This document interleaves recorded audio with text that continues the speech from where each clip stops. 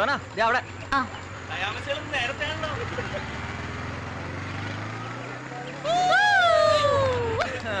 Mary Awas സുനോയിൽ 1ാം സ്ഥാനം കിട്ടിയ പ്രകാശ് മാത്യുവിന് സ്വീകരണം.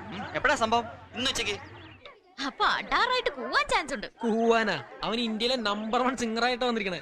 ഒക്കെ ശരിയാ. മുഹമ്മദ് റാഫിയുടെ പുനർജന്മം അത് ടിവിയിലെ കണ്ടപ്പോഴേ തോന്നി. പക്ഷെ കോളേജിൽ വന്ന് പഴയ കത്തിപ്പാട്ട് വല്ലതും പാടിയ ഞാൻ കൂവും. ഷുവറാ. വെരി സോറി, ഞാൻ ആദ്യം കൂവും. നിങ്ങൾ ഈ കോളേജിലെ വിദ്യാർത്ഥികളല്ലേ? അതെ. മേരി ആവാസ് സുനോയിലെ മികച്ച ഗായകനായി തിരഞ്ഞെടുത്ത പ്രകാശ് മാത്യുവിനെ കുറിച്ചുള്ള നിങ്ങളുടെ അഭിപ്രായം എന്താണ്? ഇനിയിപ്പോ അഭിപ്രായം മാറ്റണം. അതെന്താ? അതായത് അവനൊരു ഗായകനാണെന്ന് ഞങ്ങൾ അറിയുന്നത് തന്നെ ആദ്യം ടിവിയിൽ കാണുമ്പോഴാണ്. അപ്പൊ ഈ കോളേജിലെ പരിപാടികളിലൊന്നും പ്രകാശ് മാത്യു പാർട്ടിസിപ്പേറ്റ് ചെയ്യാറില്ലേ? ഇതുവരെ ഉണ്ടായിട്ടില്ല. അതെന്താ കാരണം? ചിലപ്പോ ഞങ്ങൾ പേടിച്ചിട്ടാവും. അപ്പൊ ഈ കോളേജും നിങ്ങൾ സുഹൃത്തുക്കളുമാണ് പ്രകാശ് മാത്യുവിന്റെ ഇൻസ്പിറേഷൻ എന്ന് അദ്ദേഹം ഇന്റർവ്യൂവിൽ പറഞ്ഞല്ലോ. ഇനിയിപ്പോ അവൻ ഞങ്ങൾക്ക് ഇൻസ്പിറേഷനോ?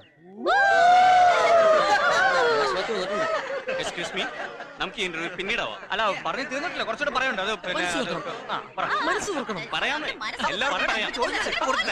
Please, വിട്.